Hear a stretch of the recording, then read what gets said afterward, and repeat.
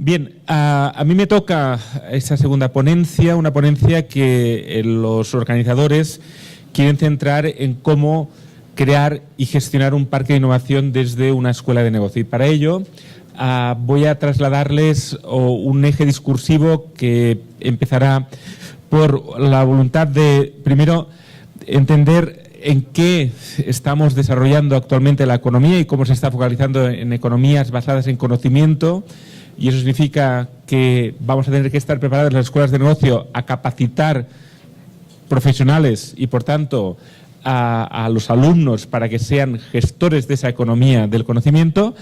Después vamos a ver cómo esa economía del conocimiento tiene que desarrollarse en ecosistemas innovadores. Hemos visto el de Ruta N, pero el reto es cómo yo creo mi ecosistema innovador al lado, around me, es decir, en el entorno de mi organización, de mi escuela de negocio, de mi universidad, qué mecanismos hay y cómo de alguna forma puedo crear ese ecosistema. Después vamos a ir y voy a trasladarles un paper que presenté el año 2015 en el Congreso Mundial de Parques en China sobre si yo quiero hacer un distrito de la innovación, si yo quiero hacer un parque de innovación, si quiero desarrollar un ecosistema innovador, qué pasos tengo que hacer, cuál es el roadmap, qué acciones debo hacer y con quién debo hacerlas para asegurar desde la fase de incepción, lanzamiento, crecimiento y madurez tener esas líneas de acción claras. Vamos a saltar al mundo y vamos a hacer un roadshow de unos 10 ecosistemas innovadores del mundo, centrados muchos de ellos en un origen universitario, para estimularnos, para ver que no hay un modelo único, pero sí que hay una compartición clara de cada uno de los ecosistemas, de liderar el futuro, de construir aquello que queremos construir. Y seguramente ustedes saben que el futuro es aquello que no se espera, sino se construye. Y por tanto, en la medida que está en nuestras manos, es más fácil transformar nuestra realidad. Y de hecho, el último punto antes de las conclusiones, voy a hablar bueno, de hecho es un regalo que les voy a dar, que es una caja cuadrada, la verán, que lo que intento es compartir con ustedes las 10 mejores experiencias de La Salle en Barcelona con su parque de innovación. Y de hecho es un toolkit porque en el fondo, lo verán, si construyen van a poder construir un cubo con el cual poder llevárselo a casa y por tanto llevárselo a su institución y poderlo empezar a aplicar mañana. Por tanto, eso es un premio que tenemos para los presentes hoy. Lamento que los que no han venido no van a tener este premio, pero ahí está el elemento diferencial, ¿no? Se lo perdieron ellos. Bien, para ello, ¿qué está pasando? ¿Qué nos está pasando en nuestra economía que está claramente orientándose a maximizar el talento y la tecnología? Lo veíamos antes en la presentación de Medellín, cómo de alguna forma los países compiten porque son capaces de maximizar la interrelación entre talento y tecnología, por tanto, entre personas capaces y capacitadas y entre tecnologías que bien sea de utilización commodity, es decir, puedo tener tecnologías en el mundo y el diferencial será en el talento capacitado en el uso de estas tecnologías, pero los países que también apuestan por las tecnologías crean nuevas tecnologías que les permite competir más y mejor. Por tanto, talento y tecnología son los que nos van a permitir pasar de las oportunidades a las propuestas de valor. Y eso puede ser desde una óptica intraemprendedora o puede ser desde una óptica emprendedora. Pero en cualquier caso, viendo una oportunidad, y una oportunidad puede ser un problema de mi cliente, pero una oportunidad puede ser una nueva forma de prestar un servicio a mi cliente que mi cliente no me lo estaba pidiendo. Nadie le pidió a Steve Jobs un iPad o un iPhone. Nadie. Y eso vemos que hay nuevos modelos de innovación que vamos a tener que experimentar, vamos a tener que explorar para ver cómo desarrollar nuevas propuestas de valor. Fíjese que con talento y tecnología tenemos dos elementos claves, pero sin dinero, sin la financiación necesaria e inteligente en cada una de las fases, va a ser muy complejo desarrollar esa iniciativa. Bien sea dinero de recursos internos de una organización o bien sea de una startup. Sea como fuere, ante esas unidades de análisis, talento, tecnología, financiación, que sería lo que el profesor Jerry Engel de Berkeley analiza como los elementos mínimos de mi entorno ecosistémico, es decir, el ecosistema es el medio, pero en cualquier caso quien emprende es la empresa o el emprendedor. Eso va a requerir que un medio innovador, una ecología, un ecosistema innovador me va a permitir facilitar el desarrollo de esas interrelaciones. Aún más, la misma tecnología, el mismo talento y el mismo dinero en medios diferentes, sabemos que se desarrollan de forma diferente. Y si no, miren los colombianos que están actualmente en el Silicon Valley desarrollando empresas de base tecnológica, ¿no? Y te digo, bueno, ¿cómo es posible? Si era una persona que tiene una tecnología, que tenía el medio, el ecosistema, la ecología le ha propiciado el desarrollo. Por tanto, el medio no es neutro. El medio innovador no es neutro. El punto clave en este sentido es cómo yo voy a poder crear valor y cómo voy a poder apoyo a que estos emprendedores o estos intraemprendedores vayan avanzando en la propuesta de valor. De esa idea, concepto, PowerPoint, a un prototipo funcional. Eso ya es posible, ya es viable. De ese prototipo funcional a una patente, una protección, un elemento que valoriza. De esa patente a un working prototype, ese producto en relación con un cliente que me valida que funciona. De ese working prototype a un manufacturing prototype. Es decir, ya no es tanto cómo hago un producto, sino cómo hago 1000 piezas iguales. Estas son dinámicas de diferenciación clara, porque una cosa es saber hacer una cosa y la otra es hacer 1000 copias o 10.000 copias. Y sobre todo, cuando empiezo a entender la necesidad de, en ciertos mercados, regulaciones, el tema sanitario, tema alimenticio, que va agregando valor. Por tanto, hay un camino, un step by step, de la agregación de valor en cuanto a la dimensión tecnológica. Pero también hay un camino en cuanto a la relación del diálogo con el mercado y cómo yo soy capaz de entender lo que el mercado me está validando, si tiene sentido o no, y por tanto voy avanzando en los mecanismos de surveys o de focus group o en cualquier caso de beta test y sobre todo de interrelación con el cliente, ese cliente que quizá ya tengo y que no tengo la retroalimentación sistematizada. Por tanto, el mercado también es necesario tener estructuras de interrelación formalizadas. Pero también es crítico en esa agregación de valor, y las startups lo saben muy bien, la necesidad de organizarme adecuadamente, porque no es lo mismo tener un buen ingeniero que es brillante, con mucha tecnología, a tener un presidente que ya piensa de forma estratégica e incorpora vicepresidente de marketing, por tanto, el portafolio de productos, después incorpora un controller para tener datos y métricas que nos permitan ponernos en relación con los inversores, sobre todo elementos de manufactura, por tanto, que me permitan industrializar y hacer crecer esa empresa. Recuerden que las empresas de base tecnológica no es porque sean más bonitas que otras, es que son las que nos permiten crear alta escalabilidad, valorización y, por tanto, mecanismos de inversión y crecimiento. Y sobre todo, ya el apartado más de Chief Financial Officer y todo lo que significaría la relación con los fondos de capital riesgo o de inversión, aparte de las dimensiones de ventas y de recursos humanos. ¿Qué está pasando? Pues que este es el gran reto que tenemos en las organizaciones nuevas, la capacidad de identificar una oportunidad, y la palabra clave en innovación es speed, velocidad. Velocidad. Es el elemento más crítico en la innovación, desde la idea hasta que la pongo en el mercado. Porque las innovaciones pueden tener 1 año, 2 años de window of opportunity, la ventana de oportunidad, pero no van a tener más. Por tanto, el ecosistema de crear las condiciones de esa aceleración, y esa aceleración empieza primero con la validación, con un primer cliente. En la fase 1, el punto crítico es tener el primer cliente, el primer producto con la primera financiación y el primer equipo. Y obviamente un entorno donde ese emprendedor universitario, ese profesor, va a desarrollar esa realidad. En la fase 2 está el market traction. Ya no es un cliente, son 1000 clientes, son 1500. Ya tengo métricas, ya empieza a escalar, ya empiezo a crecer. Pero necesito, obviamente, de la tecnología producto a producción. Ya no es un problema de prototipo, es un problema de producción. Ya no tengo un problema de financiación en cuanto a la financiación propia. Tengo que financiar con o Business Angel o, en su caso, Venture Capital. Y, sobre todo, tengo la necesidad de asegurar que ese market traction me está realmente haciendo entender cómo esta empresa va a poder crecer. Porque en la fase 3 es, para mí, a mi entender, la fase más crítica, la de la validación de la escalabilidad. Aquella que me permite que esa empresa ya no sirve para Colombia solo. Sirve para Colombia, sirve para Perú, pero también sirve para España o sirve para Estados Unidos. Allí hay un salto muy cuántico, porque no es solo el mercado local, sino que es el mercado internacional, y saben ustedes que cada vez más, después lo recogeré, las mecánicas de las Board Global Companies hacen que cualquier empresa nazca para crecer en global. Y esto es una nueva dinámica de empresas. No tiene nada que ver con aquella empresa que exportaba en el año 10, cuando ya tenía los mercados locales saturados. En esa lógica, la última fase es la fase 4 y es la fase de exit plan. IPO, salida a bolsa o merger and acquisition. Ahí veremos el punto crítico de cómo las organizaciones son capaces, por una parte, las grandes organizaciones, de absorber la innovación. Allí es donde están las grandes empresas comprando empresas.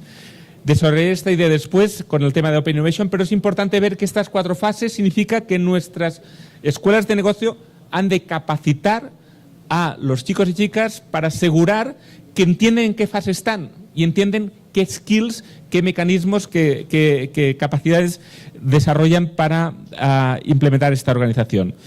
Por tanto, no es lo mismo el talento emprendedor en el origen que el talento en el market traction, que el talento en la validación de la escalabilidad o que el talento en una gran organización que hace de controller. No es lo mismo el dinero de un business angel o de un venture capital o de un corporate venturing. Y es quizá el mismo dólar, técnicamente, pero la diferencia de la inteligencia aplicada a ese dinero es muy diferente. No es lo mismo todo lo que significa la capacidad tecnológica de un prototipo, de un market traction, por tanto, de una producción, o ya directamente ya entender que tengo que capacitar con esa tecnología, crear las economías. Y saben ustedes que con las tecnologías de información estamos teniendo rápidos crecimientos y alta escalabilidad. Eso significa que las tecnologías nos permiten crecer muy rápidamente hacia todo el mundo. En esa lógica, el reto, y ahí empezamos a ver las lógicas del Silicon Valley, pero creo que ya extendidas para todo el mundo, que es que no vamos a hacer nacer nadie que no sepa dónde va. No vamos a hacer y esforzarnos a apoyar startups que no tengan vocación de crecimiento. Y lo digo con una vocación clara, porque si no van a haber muchos recursos para un poco retorno de esa inversión. En esa lógica, nuestro mensaje siempre es: el día cero tiene usted que saber dónde está, dónde va a salir. Por eso las startups van naciendo en ecosistemas pensando en que un día se las comprará Telefónica o un día las comprará esta empresa o otra empresa. Por tanto, al final estamos viendo que las startups son el verdadero ecosistema innovador de los países. Y esto es una idea fuerza muy profunda. Hoy en día podemos decir que las fuentes de innovación de las grandes corporaciones son las startups y que son los ecosistemas innovadores que proveen startups que van a atraer empresas para poder conectarse. Por tanto, si no tenemos startups en nuestros ecosistemas, ninguna multinacional se va a ubicar allí para poder realmente incorporar. Aún más, las grandes multinacionales que tenemos en nuestros países, las grandes corporaciones, no van a poder innovar de forma rápida si no tienen startups alrededor de ellas. Y ahí empezamos a ver un cambio significativo en los ecosistemas. Sin nuevas empresas de base tecnológica disruptivas que están haciendo propuestas de valor y que, por tanto, quizá hacen una propuesta, no va bien, mueren, otra propuesta, otra propuesta, otra propuesta. Porque aquí la palabra clave es velocidad, pero la palabra clave es rápido aprendizaje. Si funciona bien y si no, ciérrenlo. No pierdan más tiempo en esa startup, porque ese aprendizaje es el que va a hacer que la gran corporación absorbe esas startups que ya han validado su modelo de negocio. En esa línea, creo que es muy relevante esta slide que tomo de Jerry Engel, profesor de Berkeley, donde hace una diferencia entre el business plan y el business model. Tenemos que enseñar con business model a nuestros alumnos. Es allí donde van a aprender a entender cuál es la propuesta de valor, cuál es el segmento, cómo van a llegar al cliente, cómo van a tener relaciones permanentes y qué activos y actividades van a ser necesarios con partners para presentar la promesa que han querido. En esa línea hay un cambio muy sustancial. Ya podemos empezar a formar en business plan. Si no estamos enseñando en business model, no estamos enseñando a ser emprendedores o intraemprendedores, porque les van a pagar en las organizaciones donde estén por su capacidad de crear valor. Y eso es muy diferente en la forma que se ha hecho hasta ahora. Bien, en esa lógica, si queremos crear un ecosistema innovador, sabemos, y la literatura sí nos lo dice, les iré poniendo referencias bibliográficas, si no también les puedo dar los papers como tal, que la triple hélice nos está marcando de forma clara cómo interrelacionamos el gobierno, la administración, las universidades y la industria, de forma que creemos ese ecosistema. Por tanto, primer mensaje de un ecosistema innovador, no es que la universidad trabaje sola, tiene que trabajar con la administración pública y tiene que trabajar también con la industria. En esa línea, el gobierno no es neutro para nada, no solo por el tema de taxation, de impuestos, sino por el marco legal. Si podemos investigar o no con células madre, podemos hacer pruebas con drones o podemos utilizar datos de lo que fuera, significa que podremos innovar o no. En Barcelona no está prohibido hacer utilización de drones, por tanto va a ser muy difícil que Barcelona innove en drones. El tema de los coches no tripulados, en el estado de Nebraska se permite que cualquier coche no tripulado circule por la calle, por tanto va a haber más innovación allí y eso es el coste del marco legal. Por tanto no es para nada neutro. En las empresas tenemos que ser capaces de, en los ecosistemas relacionados con las grandes corporaciones, con las pequeñas y medianas, que necesitan mucho también de innovación, y con la creación de nuevas startups. Y, por tanto, la universidad tiene que hacer frente a sus tres funciones: docencia, investigación, docencia, talento, investigación, tecnología y, sobre todo, knowledge to use, la función transferencia, la función impacto en esa realidad. Por eso, creo que es relevante, y Ruta N lo está haciendo muy bien en esa línea, incorporar la demanda en el centro de la triple hélice y, por tanto, ya en Europa hablamos de la cuádruple hélice, porque en el fondo estamos incorporando la demanda en lo que es el market traction, lo que es la cara de los retos en el centro de ese ecosistema innovador. En esa línea, es relevante entender, y ahí hay un paper muy específico del año que lo publiqué, donde vemos que la triple hélice funciona de forma diferente en cada una de las fases. En la fase 1 es crítico que la administración pública y la universidad trabajen. En la fase 2 también, pero la 3 y la 4 es más un liderazgo del tejido empresarial. Ahí empezamos a ver que yo soy responsable de mi fase, pero si después no tengo en las fases posteriores empresas que tiran, ya puedo crear un ecosistema innovador. No hay fondos de capital riesgo o no hay empresas tractoras como tal. En esa línea es cuando empezamos a ver, y los sigo trasladando y repito, las grandes corporaciones de este mundo están aterrorizadas. Ven que es lo que saben facturar ahora, pero no saben qué facturarán de aquí a 5 años. Hay cambios radicales en la forma de aplicar las tecnologías, en los business model, formas de innovar diferente. Y eso les está llevando a abrir las puertas a la innovación, y en términos de Open Innovation significa que las grandes multinacionales o las grandes corporaciones tienen como innovación el mundo. Cualquier startup puede ser una fuente de innovación. El reto que tienen es que su competencia tiene el mismo departamento de I+D, es el mismo mundo. Y ahí es cuando empezamos a ver los retos de conexión de las grandes corporaciones con las startups. Aún más, empezamos a ver que las grandes organizaciones tienen estrategias de adquisición, pero también de valorización de activos y tecnologías. Por tanto, no solo en un tema de spin-in, sino también de spin-out, de lo que significa lógicas de new business o al límite también de inversión. En esa línea, si vamos a la teoría de clústeres de innovación, ¿qué estamos haciendo? ¿Cuál va a ser nuestro negocio como escuelas de negocio a partir de ahora? Capacitar a personas, pero sobre todo conectar a emprendedores con grandes corporaciones. Porque ahí vamos a empezar a ver que esas propuestas de nuevas startups nacidas van a poderse conectar y vamos a tener que conectarlo con fondos de capital riesgo. Vamos a tener que lidiar, vamos a tener que entender que Business Angel, Venture Capital tiene que ser una nomenclatura muy habitual en nuestras escuelas de negocio para invertir en nuestros alumnos, para invertir en nuestras startups y para conectarlas con las corporaciones. Esa línea que marca Jerry Engel en su teoría de clústeres de innovación es crítica porque eso significa que va a haber mucha cantidad de dinero que va a ir destinada a la inversión de esas startups.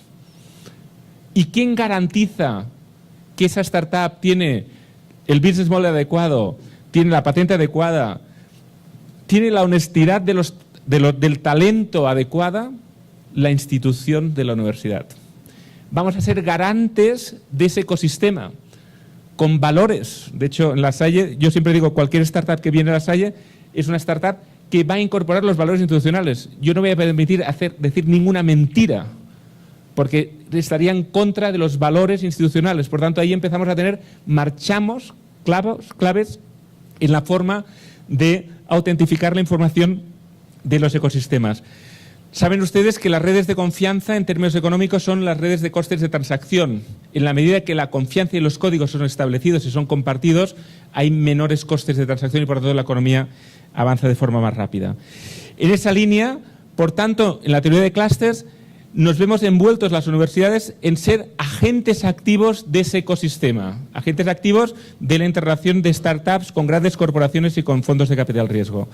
Y de hecho, es interesante ver cómo, primero de todo, esa movilidad de talento, tecnología e innovación va a ser crítica. Vamos a tener que exponer a nuestros alumnos en realidades de retos de innovación, de grandes corporaciones, de nuevas startups. Eso va a significar un aprendizaje diferente. No vamos a estudiar tanto el caso que se hizo en el año 80 sobre el caso Singapur, sino que vamos a estudiar sobre una startup que está en nuestro parque de innovación y va a ser mucho más disruptiva porque está haciendo una aplicación de Big Data, porque no hay Big Data en el pasado. El Big Data está en el futuro, está en lo que se está construyendo.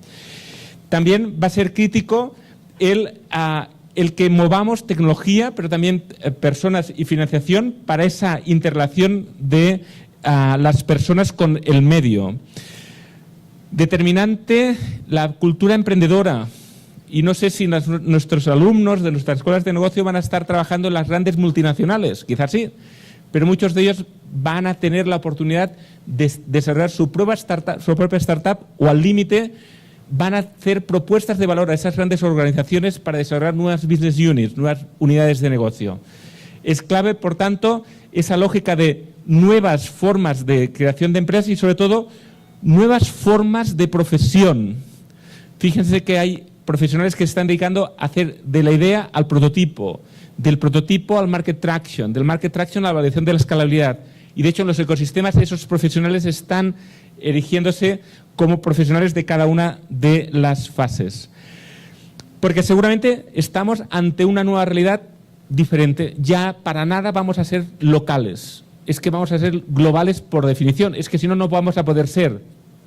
Y las startups que vamos a tener en nuestro entorno van a tener que avanzar en esa mirada global, ya no digo por Tesla, sino por Skype, no solo americanas, estas son europeas. Y Dreams de Barcelona, Ulabox es una empresa de startups que ha salido de un antiguo alumno de la SEIA, está facturando 4 millones de euros, está creciendo de forma rápida, ha recibido una inversión. Eso es una nueva forma de entender nuestra relación con las startups que tengamos en nuestro medio. Y sobre todo, al final, el riesgo del fallo es el aprendizaje. Por tanto, lo importante no es fallar, lo importante es aprender por qué has fallado y sobre todo que si fallas, cierra ya la empresa. No estés 5 años esperando a ver si va o no. Esas lógicas de rápida interacción entre la oportunidad y la propuesta de valor de talento, tecnología y financiación van a ser críticas para el futuro. De hecho, en la teoría de clústeres de innovación ya no solo no se habla de ecosistemas locales, sino se habla de ecosistemas locales conectados con otros ecosistemas. Por tanto, mi preocupación ahora en La Salle es cómo yo apoyo a mis emprendedores para que validen sus negocios en Colombia. Porque si no, solo van a hacer sus negocios en Barcelona, pero tiene que... Y es un emprendedor, no es una multinacional que está planteando al año 15 si va... Por tanto, en esa interrelación, esa movilidad de talento, tecnología y financiación, no solo va a ser local, va a ser global. Y por eso los stage internacionales van a ser más, no solo un aprendizaje de experiencias, sino un aprendizaje de escalabilidad de las startups o de un país o que los alumnos trabajen sobre startups de un país para hacer crecer en otro país.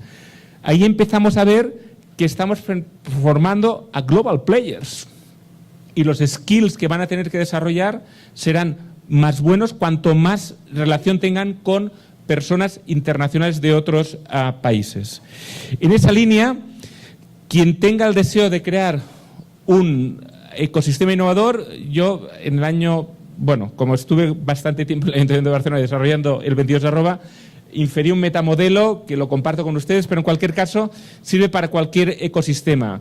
Es un tema de hard factors, donde tengo el planeamiento urbanístico, el espacio, la gestión del espacio, la infraestructura y la construcción. Por tanto, en algún lugar voy a tener que ubicar en mi ecosistema el espacio para las startups. La apuesta que les digo yo es que pónganlas en medio del campus, no la pongan fuera. Hagan positivamente una polinización cruzada, hagan una contaminación activa, que los startups estén en los restaurantes, que los fondos de capital riesgo estén comiendo a la hora de la comida en medio de los alumnos, que haya esa expresión de interrelación entre las personas que están en la emprendedoría y los alumnos, no solo de máster, sino también de pregrado. La segunda capa crítica es la capa de soft factors, que digo yo, sobre todo de cadena de valor. Smart Specialization. ¿Qué clúster estoy haciendo? ¿Qué tecnologías tengo en mi campus y qué sectores aplico? Tecnologías y sectores significa que si estoy con TIC puedo aplicarlo al sector salud y también lo puedo aplicar al sector alimentación. Perfecto. Ahí es clave que cada parque decida en qué tecnologías utilizará, pero sobre todo qué sectores aplicará. En el caso de La Salle tenemos solo una tecnología, Internet of Things, sensórica, telecomunicaciones y Big Data. Ahí es donde centramos. ¿Dónde se aplica? Al sector salud, al sector gaming, a diferentes sectores. Tiene que haber una estrategia evolutiva de qué sectores voy a aplicar, porque eso me va a permitir relacionarme mejor con las empresas con las que tenga que entregar valor. Aún más, voy a crear startups de esas líneas de acción. Y eso significa que voy a tener una clusterización también de los emprendedores. Pero sobre todo también es importante en el apartado tercero, de las empresas, pensar en una doble mirada. ¿Cómo me relaciono con las startups? Creo startups, pero sobre todo cómo me relaciono con las grandes corporaciones para que se ubiquen en el entorno del parque. Y por último, en el talento. Y en el talento no solo es el desarrollo del talento, sino la retención y atracción de talento internacional y las creaciones de skills de este talento joven. Estamos nosotros en La Salle trabajando ya para niños de secundaria y de primaria, para lógicas de cultura emprendedora, porque si no, habría una inconsistencia entre la economía del conocimiento y las nuevas generaciones de talento. Bien, por tanto, si están pensando en hacer un parque, cualquier proceso estratégico siempre pasa por la visión. Si no visionan aquello que quieren ser, mejor que no empiecen. Por tanto, la visión no solo es de visión unilateral, sino una visión consensuada. ¿Hacia dónde? Esa visión, que en gran medida, esto es un trabajo que hice para la Universidad de Canberra, en Australia, donde ya tenían un focus en Health, Education and Sports. Eran los tres sectores que querían actuar. Para ello tienen que hacer hard factors, soft factors, estrategia de talento y estrategia de empresa. Y a partir de ahí, si tengo una visión, qué retos tengo para llegar y qué acciones debo hacer anualmente para conectar esa acción. Después verán ejemplos que les trasladaré. No quiero extenderme porque hay un documento bastante profundo que puedo compartir con ustedes, pero en cada fase hemos de entender qué hacemos. Sobre todo en la primera fase es la fase de definición, donde es clave tener el espacio, que planificación urbana, la incorporación de empresas, gobierno en ese proyecto, por tanto a nivel de ecología, de soft factors, la involucración de a cámaras de comercio o otras entidades vinculadas con el negocio, y sobre todo quién va a ser el promotor, de quién es el suelo y quién va a invertir en él. Muchas de las veces no somos conscientes que no es lo mismo un suelo cerca de una universidad o lejos de una universidad. Cerca de una universidad, si asumimos que la economía del conocimiento tiene como fuente el talento, la universidad es la fuente del talento. Por tanto, muchas empresas van a querer estar cerca de la universidad. Por tanto, hay un proceso de valorización del suelo. En la fase de lanzamiento, el punto más clave es asegurar,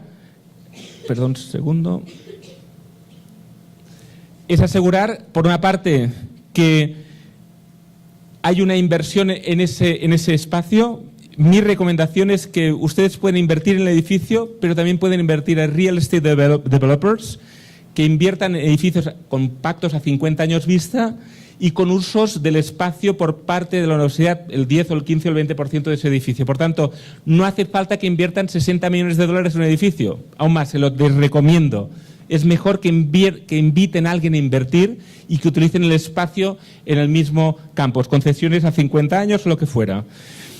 Una localización de los centros tecnológicos, espacios de incubación y todo lo que significa elementos de hard factors y soft factors vinculados a la innovación. invitar a las primeras empresas tractoras, sean creíbles. Si está HP, si está Huawei, si está alguna empresa, eso va a dar una llamada a otras empresas. Y sobre todo vamos a empezar a gestionar el ecosistema innovador.